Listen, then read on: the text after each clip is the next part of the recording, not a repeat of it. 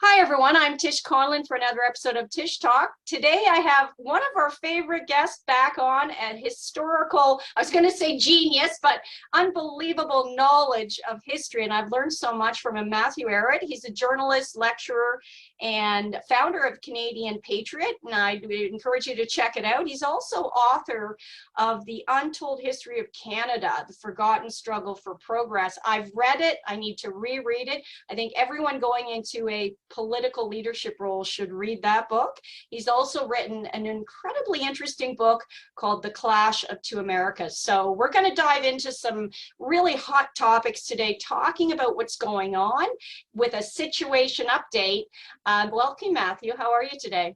Hey Tish, I'm doing great. Love to be with you, and it's been a long time, so I think we have a lot to talk about and to pack into 1 hour. So let's get her. Yeah, let's just Get it get started. to it. Yeah. Yeah, So no fancy music for me, just right to the meat of the matter. So let's talk about what's going on in the world. We're going to hit. Thank you, Matthew, for agreeing to hit some of these pillars of the cultural revolution going on, the climate insanity, and the financial destruction, as well maybe as the warmongering machine. I mean, so much hitting us at once. Can we start with the financial situation from your perspective, as someone who's seen history, repeat and play out? What do you think's going on right now in this struggle between imperialistic forces and the republic to yeah. strong arm the money? Okay. Well, there's been, as I've documented in the Clash of the Two Americas 4-part book series, as well as the Untold History of Canada, they're looking at history from the standpoint of the fight to liberate humanity against oligarchical systems. And when I say oligarchical system, I mean something very specific, which are systems of hereditary power which have dominated most of human history going back thousands of years. There has been a fight that has been a continuous process, sometimes more, sometimes less successful over many generations, against this system of master-slave relations. And that system has manifested in the every single thing which is good, which has resulted in us going from a society living on average, of 25, 26 years of age, thousands of years ago, living in caves without the use of fire, to the point where we have had these incredible upshifts in ability to support more people at higher standards of living, with greater longevity, lower infant mortality, greater access to our minds' powers, which couldn't really happen if you're living in a society of brute labor force where you're working 14 hours a day just for subsistence, right? Which was what the majority of people had to live under in the pre-industrial age. So all of those points of what we would call growth, of progress, were done with a fight. And that fight, especially after the Renaissance period, began expressing itself in the economic domain in a very serious way. And what we have seen in the past 300-400 years especially are two opposing ideas of economics. And one system presumes that money itself is a tool, like any tool, like a hammer, like a knife, that is created by humans, that must obey the higher laws of human need, and as such must service the interests of the liberation, the emancipation of the individual, but also the greater good of humanity by increasing the productive powers of society in the service of, again, human dignity and human need. The other view says that that's not true, that no, money is a thing unto itself that we must worship, that we must abide by, as far as ensuring that theories that assume that money just has value because people want it must be always respected as if it was sacred law. And this means it doesn't matter if money is moving around, based on the fact that people want drugs, which are, these types of oligarchical economists, or people brainwashed by oligarchical systems, would say, well, that's a legitimate form of GDP, even though the effects of having drugs is to reduce the means of society to support itself. It is actually, in reality, a negative value, even though people are spending money.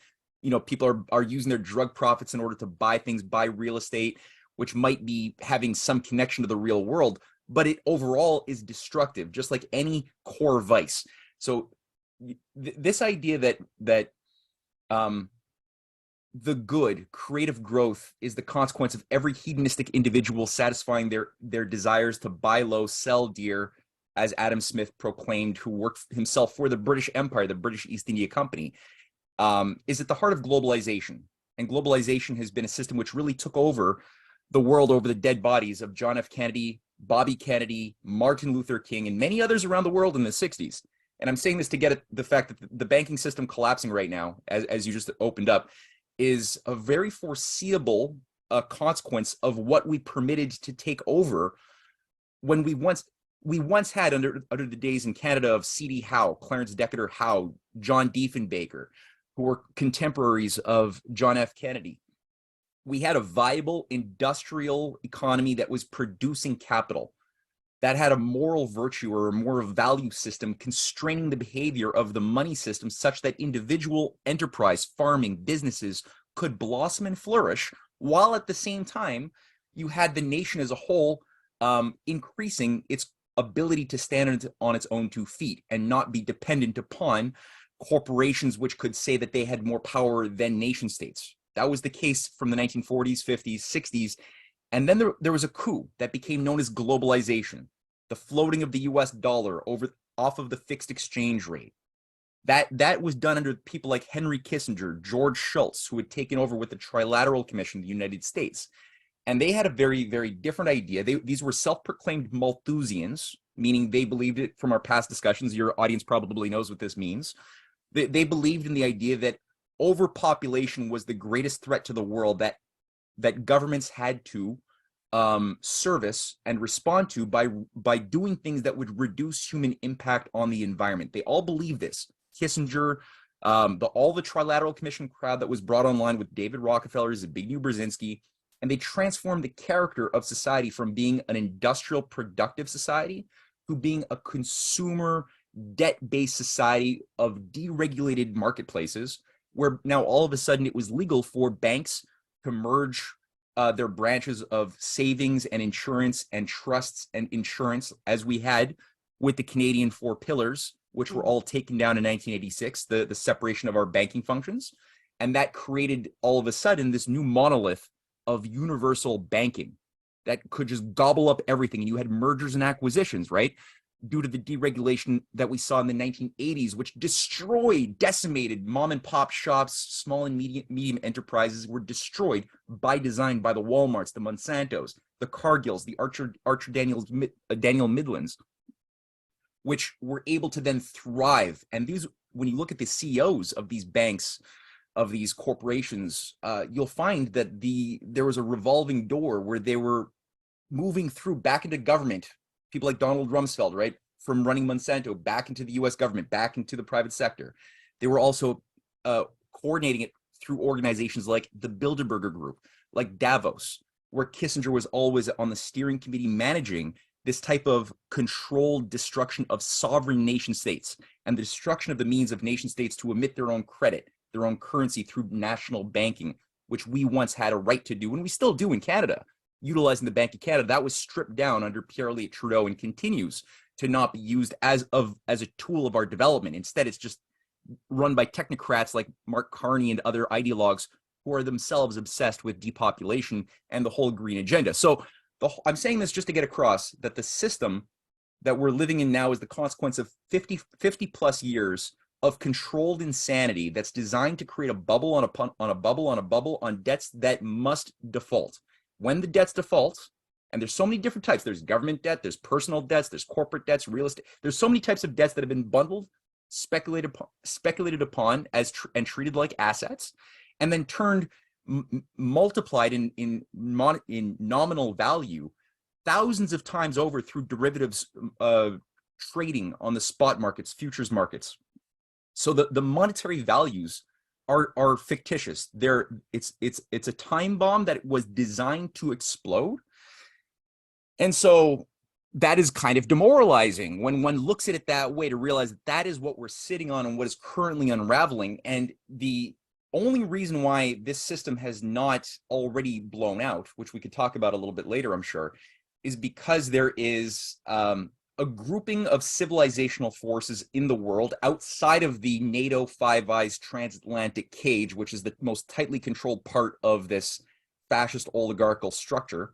It's unfortunately here where we live. That's Yes. part of the disappointing reality of things. But outside of that cage, there are nations that don't want to go along with this depopulation agenda anymore. Perhaps at certain points in the 80s and 90s, they played along with it because they were so weak and couldn't do much about it anyway.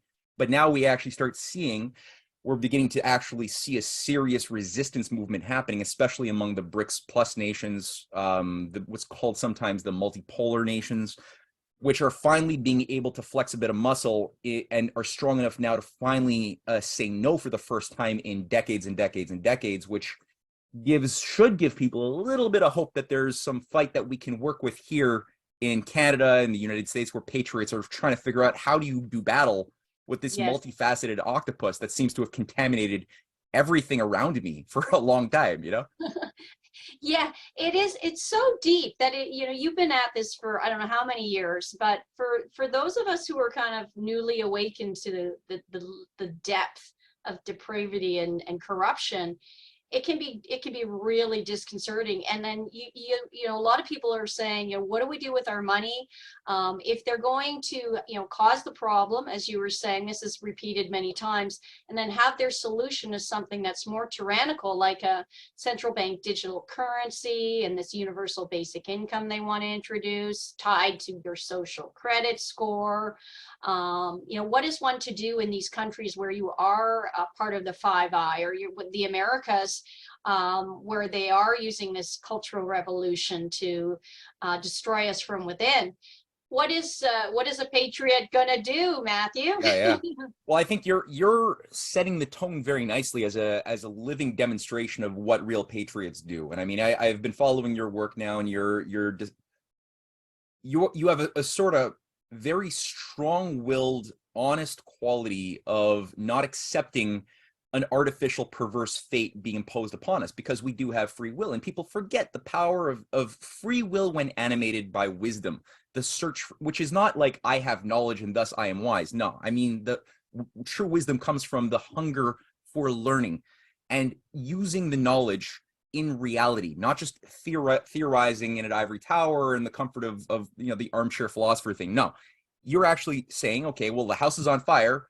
Let's figure out how this water thing works increasingly and put it to work to help other people also learn, as I'm learning, to use water to put out fire. And too many people are like, I don't believe in fire. And you're like, well, it's getting close though. Yeah, thank you very much. Yeah. Even worse yet, that you've got now people who have been conditioned to believe that the water itself is their enemy, right? That and it manifests. People are like, how could people think that water is their enemy if their house is on fire? Well, look at the example right now where people have been led to believe that nuclear power, like we're being told we have all of this scarcity, we're not producing enough for 8 billion people. That's why there must be all of the starvation and 15,000 children dying unnecessarily of starvation every single day. And yet we're being, we're told, well, this scarcity, this poverty, it's just part of life. And it's like, yeah, but we could create abundance. We could desalinate ocean water. We could green Israel. We could green Palestine. We could green the Middle East. We can green Africa, the sub-Saharan desert. You could desalinate water. What about California? You could desalinate water from the Pacific. Yes. It might require some nuclear power to desalinate that water and make fresh water and bring it in green deserts. But people are like, well, no, nuclear is bad. I'd rather have massive scarcity and destruction of food crops because of drought. I would rather that than do simple things that have been tried, tested, and proved for decades and decades. Why? Because the propaganda machine that has been run by Henry Kissinger, Maurice Strong, the Canadian, and guy who ran Canada's nuclear industry for years in Ontario, Maurice Strong, basically put into motion this thing that we should just live in fear of things we don't see, like radiation that we're told. Maurice Strong is the one who put helped promote this idea that all we can do with nuclear waste is bury it.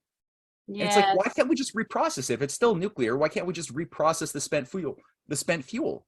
Well, we're not supposed to talk about that. Even though the technology exists, it's been around for 40 years, we're not supposed to talk about that. And instead, we have to be afraid of radiation, even though Chernobyl, 5 Mile Island, all of these things were actually sabotage operations. They were not organic problems that just happened.